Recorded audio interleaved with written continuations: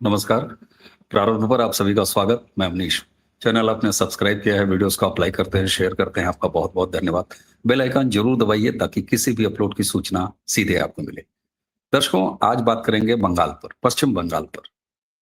पश्चिम बंगाल में लगभग 100 दिन शुभेंदु अधिकारी के सरकार ने पूरा कर लिया है और कोई भी सरकार कैसी है या उसके पहले तेवर कैसे हैं, वो आगे किस तरफ बढ़ रही है, अगर पॉलिटिकल हलकों में देखा जाए तो 100 दिन की जो परफॉर्मेंस होती है उसको आधार बनाया जाता रहा है और उससे अंदाजा लगता रहा है कि ये सरकार जो आई है अपने 100 दिनों में जो इसने तेवर दिखाया है उसके हिसाब से ही ये कहाँ जा रही है। हालांकि पश्चिम बंगाल के बारे में आपने कल से एक दूसरे तरह की खबर देखी होगी और तमाम वो इकोसिस्टम उसको नाचते कूदते भी देखा होगा। ऐसा लग रहा है जैसे ममता बनर्जी ने कोई बड़ा चुनाव जीत लिया है पश्चिम बंगाल में। दरअसल बार काउंसिल, हाईकोर्ट कोलकाता का इसका चुनाव हुआ। 23 सीटों का वो पैनल होता है जिसमें 15 सीटें कहा जा रहा है कि ममता बनर्जी की टीएमसी ने जीता। लेकिन क्या ये संभव है कि वो पार्टी सिंबल पर चुनाव लड़े जाते हैं? नहीं लड़े जाते।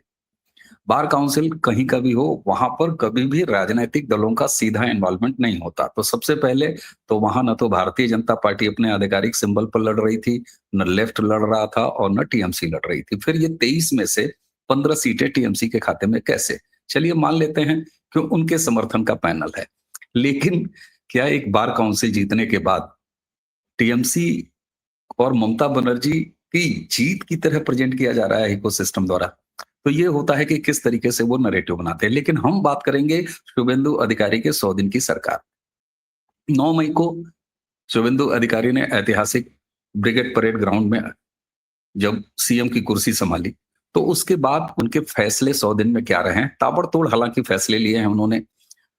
इसी के साथ साथ वेस्ट बंगाल की राजनीति में भी उठापटक हुआ, किस तरीके से टीएमसी टूटी, 1 महीने के अंदर संसदीय दल उसका बिखर गया और 100 दिनों में बंगाल की राजनीति ऐसी बदली कि ममता बनर्जी और अभिषेक बनर्जी का कुनबा बैकफुट पे है। टीएमसी में न सिर्फ संसद और विधानसभा में बल्कि पंचायतों तक में कमजोर हो गई है। क्यों? क्योंकि ताबड़तोड़ इस्तीफे आए, चाहे निकाय को हो चाहे पंचायत को। तो ये तो स्थिति है टीएमसी की वेस्ट बंगाल की जमीन पर। दरअसल शुभेंदु अधिकारी के काम को अगर देखा जाए और उस पर उनकी परफॉर्मेंस को आंका जाए 100 दिन में, तो सबसे बड़ी चुनौती उनके सामने थी वेस्ट बंगाल की ब्यूरोक्रेसी को दुरुस्त करना। हमने देखा कि 34 साल लेफ्ट के शासन में और उसके बाद 15 साल ममता बनर्जी का जो शासन रहा, उसमें वहां के जो ब्यूरोक्रेसी है, स्टेट गवर्नमेंट छोटे स्तर से लेके और बड़े स्तर तक, उनका एक तरह से लेफ्ट और टीएमसी ने अपनी राजनीति के हिसाब से कंडीशनिंग कर दिया था। तो सबसे बड़ा चैलेंज शुभेंदु अधिकारी के सामने ये था कि जिस तरीके से राजनीतिकरण कर दिया गया वहां की पूरी ब्यूरोक्रेसी का, उसको कैसे संभाला जाए। शुभेंदु अधिकारी ने अफसरों की जवाबदेही तय करने के लिए बहुत सख्त कदम उठाए। अफसरों का पॉलिटिकल मंचों पर आना जाना बंद कराया। ये बहुत बड़ा फैसला था वेस्ट बंगाल के लिहाज से, क्योंकि आपने देखा होगा कि किस तरीके से अधिकारियों के साथ ममता बनर्जी धरने तक दे दिया करती थी, अधिकारियों के पक्ष में धरने पर बैठ जाया करती थी।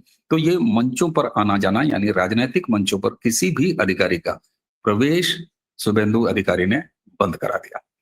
इसके अलावा टीएमसी राज में जितने भी विवादित अफसर थे, आज वो सब के सब वेस्ट बंगाल में साइडलाइन है।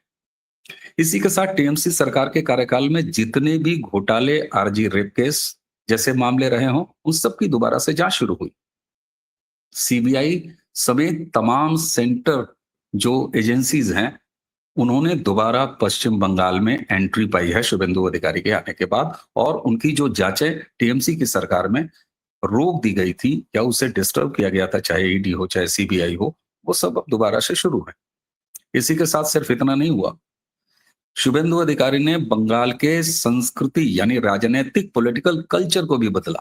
वंदे मातरम जैसा केंद्र का फैसला हो, आप कल्पना कर सकते हैं कि अगर वेस्ट बंगाल में आज टीएमसी की सरकार होती तो वंदे मातरम आज अपने पूर्ण रूप में वहां पर लागू होता, गाया जाता? नहीं गाया जाता। शुभेंदु अधिकारी ने ये इंश्योर कराया। उसके साथ इंटरनेशनल मामला being a border state Bangladesh के साथ हम सबने देखा कि पहली कैबिनेट की बैठक में जो बाड़ाबंदी थी, यानी फेंसिंग का काम हो, और चाहे सिलीगुड़ी कॉरिडोर जिसको कभी चिकन नेक कॉरिडोर भी कहा जाता था, उसको सेंट्रल गवर्नमेंट को, सेंट्रल एजेंसी को सौंपने का ये काम। दीघा जगन्नाथ धाम सिर्फ इतना ही नहीं कि डेवलपमेंट और सिक्योरिटी वाले मैटर, दीघा जगन्नाथ धाम एक बड़ा मुद्दा था, जहां बीजेपी का एक बहुत पुराना स्टैंड था। उस पुराने स्टैंड को वेस्ट बंगाल में शुभेंदु अधिकारी सरकार में आने के बाद उन्होंने इम्प्लीमेंट किया। पुराने केसेस और चुनावी वादों के तौर पर अगर देखा जाए कि क्या क्या चुनावी वादे इन 100 दिनों में परफॉर्म करके दिखाया शुभेंदु अधिकारी ने, तो एक एक करके, जैसे रियायती दर पर मछली और चावल खिलाने की कैंटीन, ये हमने शुरुआती दौर में ही देख लिया। 1 जून से महिलाओं को हर महीने 3,000 रुपए की सहायता देने वाली अन्नपूर्णा योजना, इसकी मंजूरी हो गई। मौलवियों की सरकारी सैलरी ये बंद की गई क्योंकि ये अनैतिक थी। धार्मिक आधार पर दी जाने वाली किसी भी सरकारी सहायता को शुभेंदु अधिकारी सरकार ने इन्हीं 100 दिनों में वेस्ट बंगाल में बंद कर दिया। और सिर्फ इतना नहीं हुआ, बल्कि कलकत्ता हाईकोर्ट के फैसले के अनुसार वेस्ट बंगाल के राज्य की मौजूदा जो ओबीसी कैटेगरी की सूची थी उसको रद्द किया, और सरकारी बसों में महिलाओं को फ्री चलने की सुविधा हो। आरजी कर केस में नए सिरे से जांच शुरू करनी हो। पुराने मामले अगर आप देखिए तो जहांगीर खान, वीर बहादुर सिंह, अनुव्रत मंडल, बॉडीगार्ड, शेख शाहजहां, इन तमाम नेताओं की न सिर्फ अरेस्ट हुई, बल्कि ऐसे सैकड़ों नाम हैं जिनके खिलाफ वो पुराने केसेस खोले गए। और एक बेहद महत्वपूर्ण और सेंसिटिव महिलाओं के मामले में शुभेंदु अधिकारी ने सबसे पहले जितने भी महिला अपराध के मामले जिनमें फाइनल क्लोजर रिपोर्ट लगा दी गई थी, ऐसे लगभग 1300 से ऊपर मामले वेस्ट बंगाल में थे जिनमें बिना किसी जांच के फाइनल रिपोर्ट लगा के उस फाइलों को बंद कर दिया गया था। उसका उन्होंने दोबारा से रिकॉर्ड खुलवाया, और वो सारे के सारे इस समय अपने जो जांच है उसके साथ वापस आगे बढ़ रहे हैं। अगर पॉलिटिकल और इलेक्शन का ही मामला देख लिया जाए तो आज जब आप बार काउंसिल के कुछ सीट जिसमें कि पार्टी सिंबल होता ही नहीं, उसमें जीत को लेके टीएमसी के इकोसिस्टम द्वारा हल्ला मचाया जा रहा है, पूरे जो कांग्रेस और लेफ्ट लिबरल इकोसिस्टम है, तो फिर भैया फाल्टा उपचुनाव क्या था? शुभेंदु अधिकारी सरकार ने जब वहां शपथ ले लिया, पश्चिम बंगाल के बदले माहौल का एहसास फाल्टा उपचुनाव में कराया, और बहुत शिद्दत से कराया।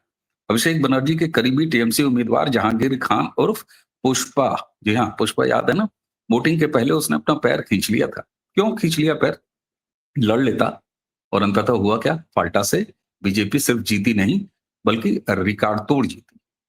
बाद में जहांगीर खान को चुनाव बाद हिंसा, रंगदारी और जमीन कब्जाने के मामले में एसटीएफ ने भारत नेपाल के बॉर्डर से गिरफ्तार भी कर लिया। टीएमसी नेताओं पर अंडे फेंकने की तस्वीरें, तमाम वीडियोस ये हम सब देख ही रहे हैं। कई वांटेड अपराधियों को सरेआम परेड कराया बंगाल में। ये बंगाल में विश्वास बहाली और जनता का भरोसा और जनता के अंदर से जो बचा कुचा डर था वो भी समाप्त करने की बात वो भी आई। कट मनी लेने वाले वो मजबूर हुए इन्हीं 100 दिनों में कि लाउड स्पीकर से उन्होंने ऐलान किया कि आइए हमारे पैसे जो हमने आपसे वसूले थे, आप अपने पैसे हमसे वापस ले जाइए। जुलाई में दक्षिण 24 परगना के जिले बारुईपुर में 12 साल की लड़की के रेप के बाद जो हत्या हुई, 8 जुलाई को आरोपी प्रभास मंडल को पुलिस ने एनकाउंटर में मार गिराया। अवैधता पर चलता हुआ बुलडोजर, ये दिखाता है कि किस तरीके से इन 100 दिनों में शुभेंदु अधिकारी ने बंगाल की न सिर्फ राजनीतिक बल्कि सामाजिक और विकास, लॉ एंड ऑर्डर, इन सब की तस्वीर बदल के रख दी। बंगाल के राजनीति में एक ट्विस्ट तब आया, ये हम सब जानते हैं, जब टीएमसी के बागी विधायक, इस समय 60 विधायक वो ममता बनर्जी के हाथ से जा चुके हैं। 28 में से 20 सांसद nationalist citizens party of India NCPI इनमें विलय कर लेते हैं। तो ये तो ममता बनर्जी की बंगाल में पॉलिटिकल हैसियत है। लेकिन उसके बरक्स नरेटिव बनाना किसे कहते हैं, जरा ये भी सीखने की कोशिश करनी चाहिए राष्ट्रवादियों को। आप सोचिए, बार काउंसिल जिसमें पार्टी का दूर दूर तक कोई मतलब नहीं होता, और अगर मतलब होता भी है तो ये मुट्ठी भर 23 में से 15 बार काउंसिल के पैनल का चुनाव जीत के किस पॉलिटिकल बदलाव की तस्वीर दिखाई या बनाई जाने की कोशिश हो रही है वेस्ट बंगाल में, ये समझने की आवश्यकता है। तो इकोसिस्टम जिस तरीके से वेस्ट बंगाल में हुई इस छोटी सी जीत को उधार का सिंदूर लेके सुहागिन बनने की कोशिश कर रहा है, ऐसे मामलों में सिर्फ हंसा जाना चाहिए। दूसरी तरफ अगर इंडस्ट्री की बात करें वेस्ट बंगाल में कि किस तरीके से कंगाल कर दिया गया पूरा वेस्ट बंगाल, चाहे वो लेफ्ट का 34 साल का शासन हो, चाहे 15 साल टीएमसी का रहा हो। लेकिन आप सोचें 7,000 से ऊपर फैक्ट्रीज जो बंद हुई, आज कोई ऐसा हफ्ता नहीं है जब कोई एक बंद पड़ी फैक्ट्री चालू नहीं हो रही है। 3 बड़ी कताई मिलें, वो ऑलरेडी शुरू हो चुकी हैं वेस्ट बंगाल में।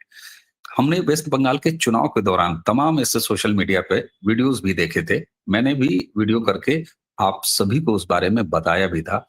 अचानक हम सबने देखा कि ट्रेनों से लोग आ रहे हैं बंगाल की तरफ और बसों से आ रहे हैं, अपनी प्राइवेट गाड़ियों से आ रहे हैं और वो वीडियो बना-बना के डाल रहे थे कि हम मतदान करने के लिए वेस्ट बंगाल जा रहे हैं। दूर-दूर से, तमिलनाडु से, बैंगलोर से, गुजरात के अनेक हिस्सों से, उत्तर प्रदेश से, दिल्ली से, कलकत्ता की तरफ लोग चले जा रहे हैं। जब इकोसिस्टम ने इसको देखने की कोशिश की तो उन्होंने क्या कहा, यहां तक कि गुजरात के बारे में गलत वीडियो भी बनाए गए कि भारतीय जनता पार्टी एसआईआर के बाद ये भर भर के अपने लोगों को भेज रही है वेस्ट बंगाल में चुनाव प्रभावित करने के लिए, जबकि वे सारे बंगाली थे। वे सारे वो थे जो बंगाल की आर्थिक जो दुर्दशा थी, इंडस्ट्रीज बंद थी, बेरोजगारी पूरी तरह, भ्रष्टाचार, लॉ एंड ऑर्डर, उसके चलते अपनी रोजी-रोटी के लिए बाहर गए थे। लेकिन इस बार बंगाल की जनता दृढ़ संकल्पित थी कि ममता बनर्जी की ये अराजक सरकार अब हटा के रहेंगे, तो वो मतदान करने के लिए वापस आ रहे थे, स्वेच्छा से वापस आ रहे थे। और ये सब कुछ हमें वेस्ट बंगाल के चुनावी रिजल्ट में दिखाई दिया, जहां ममता बनर्जी की ये दशा हुई। तो बंगाल पिछले 100 दिनों में शुभेंदु अधिकारी ने जो कुछ भी करके दिखाया है, उससे ये आगे का हमें संकेत देता है कि वेस्ट बंगाल अब एक बिल्कुल दुरुस्त रास्ते पर चल पड़ा है। चाहे वो अंतर्राष्ट्रीय बॉर्डर की बात हो, चाहे वो सिलीगुड़ी कॉरिडोर की सिक्योरिटी की बात हो, चाहे डेमोग्राफी चेंज की बात हो, चाहे घुसपैठियों का मामला हो, लॉ एंड ऑर्डर का मामला हो, महिला सुरक्षा की मामला हो और जो डबल इंजन सरकार का कॉन्सेप्ट भारतीय जनता पार्टी का है, जिसमें सेंटर की योजनाओं को डबल इंजन की संबंधित स्टेट गवर्नमेंट बढ़िया से इंप्लीमेंट करती हैं। तो आप देख रहे हैं कि आयुष्मान जैसी योजना जो कि लागू नहीं थी वेस्ट बंगाल में, आज वो भी लागू है। किसान सम्मान निधि वो भी लागू है। बाकी जो योजनाएं जिनका भय दिखाया जाता था कि ममता नहीं रहेंगी तो ये योजनाएं बीजेपी की आने वाली सरकार बंद कर देगी। शुभेंदु अधिकारी ने इन्हीं 100 दिनों में वो तमाम योजनाओं को जस करता शुरू रखे। हाँ, जो उनमें अनजेन्युइन थे, यानी जो मजहबी तुष्टिकरण के लिए चलाए जा रहे थे, मौलानाओं की सैलरी अवैध थी, बंद किया। ओबीसी में तमाम मुस्लिम जातियों को घुसेड़ा था, हाईकोर्ट का ऑर्डर पड़ा हुआ था, ममता बनर्जी उसको इम्प्लीमेंट नहीं कर रही थी, उसको इम्प्लीमेंट कर दिया, उसको भगा दिया। तमाम अवैध निर्माण वो आप सबने देखे कि लगातार वहां पर बुलडोज हो रहे हैं, उनको हटाया जा रहा है, कब्जा मुक्त किया जा रहा है। चाहे वो सड़कें रही हों, चाहे वो हावड़ा का रेलवे स्टेशन रहा हो, चाहे वो तमाम सड़कों के किनारे पटरियां हों, राजमार्ग हों, उन सारी जगहों से। लेकिन फिर भी मैं ये नहीं कहता और हम सबको ये मानना भी नहीं चाहिए कि केवल इन 100 दिनों में सब कुछ बंगाल में सुधर गया है और सुधर जाएगा। नहीं साहब, बंगाल हमने कई बार आपको बताया कि वाकई यकीन मानिए कहीं-कहीं बंगाल 50 के दशक में खड़ा है, कहीं-कहीं 60 के दशक में, कहीं 70 तो कहीं 80, कहीं 90 के दशक में अटका हुआ है बंगाल। वहां से बंगाल की एक लंबी यात्रा है। तो ये 100 दिन भरोसा जरूर दिलाते हैं शुभेंदु अधिकारी सरकार के काम करने के कि बंगाल की तस्वीर धीरे-धीरे ही सही लेकिन बदलेगी। हाँ, उसकी गति थोड़ी ज्यादा हो सकती है और होनी भी चाहिए क्योंकि केंद्र में भी भारतीय जनता पार्टी की सरकार है और ये डबल इंजन सरकार के हमेशा उदाहरण देते हैं। तो निश्चित रूप से जिस गति से बंगाल आगे बढ़ रहा है, हमें उम्मीद है कि उसी गति से वो आगे भी बढ़ता रहेगा और बंगाल ने एक संकेत और दिया है। न सिर्फ उसने सनातन को स्थापित किया, न उसने राष्ट्रवाद को स्थापित किया, बल्कि सरकार बन जाने के बाद भी जिस तरीके से अंडों का सेवन, लोगों को सूचनाएं देना, सरकार को सूचनाएं देना, पुलिस को सूचनाएं देना, कटमनी, तोलाबाजी, इन तमाम तरीके के लोगों को उसमें जनता ने जिस तरीके से कोऑपरेट और सहयोग किया है, मुझे लगता है कि ये भी वेस्ट बंगाल ने देश को एक नई चीज़ दी है। और उसी के साथ-साथ भारतीय जनता पार्टी ने जो वेस्ट बंगाल का कल्चर था कि रातों-रात सरकार बदलते ही एक पूरा का पूरा इकोसिस्टम, पूरा का पूरा गिरोह जाके सरकारी पक्ष के साथ सट जाता था। भाजपा ने कम से कम बंगाल में ये सतर्कता अब तक तो बरती है और अब इसका नतीजा उनको क्या देखने को मिलेगा, ये जब वहाँ पर पंचायत के चुनाव होंगे तब पता चलेगा। लेकिन निश्चित तौर पर जो गाँव-गाँव से लेके शहर-शहर, कस्बे-कस्बे ये रातों-रात शिफ्टिंग और पाला बदलने वाली प्रक्रिया थी। वेस्ट बंगाल में शुभेंदु सरकार ने इस 100 दिनों तक में तो इसे भी रोका है। तो इसके लिए भी धन्यवाद देना पड़ता है बनता है भारतीय जनता पार्टी वेस्ट बंगाल को। तो साहब 23 में से 15 सीटें जोड़ जीतने के बाद वो भी बार काउंसिल के एक पैनल हाईकोर्ट और उस पर पिछवाड़े गुलाल पोत के नाचता ये पूरा इकोसिस्टम लेफ्ट लिबरल और कांग्रेसी। आप सोचें कि नैरेटिव के लिए इन्हें कितनी छोटी-छोटी खुशियों की दरकार होती है। तो चलिए इनके हिस्से यही, लेकिन भारतीय जनता पार्टी और शुभेंदु अधिकारी सरकार ने 100 दिनों में जो कुछ आपको मैंने बताया उससे इशारा जरूर दे रही है कि मामला वहां अच्छा है, खेला सही चल रहा है। दर्शकों, अगर आपको लगता हो कि ये वीडियो कुछ भी सार्थक बात कर रहा है तो इसे आगे जरूर बढ़ाइएगा। चैनल को सब्सक्राइब करके जिस तरह आप स्नेह दे रहे हैं बहुत-बहुत धन्यवाद। बेल आइकन जरूर दबाइए ताकि किसी भी अपलोड की सूचना आपको सीधे मिले। तो इसी के साथ आज की ये चर्चा यहीं समाप्त करेंगे। मुझे यानी अमीश को दीजिए आज्ञा। नमस्कार, प्रणाम, जय जय श्री राम।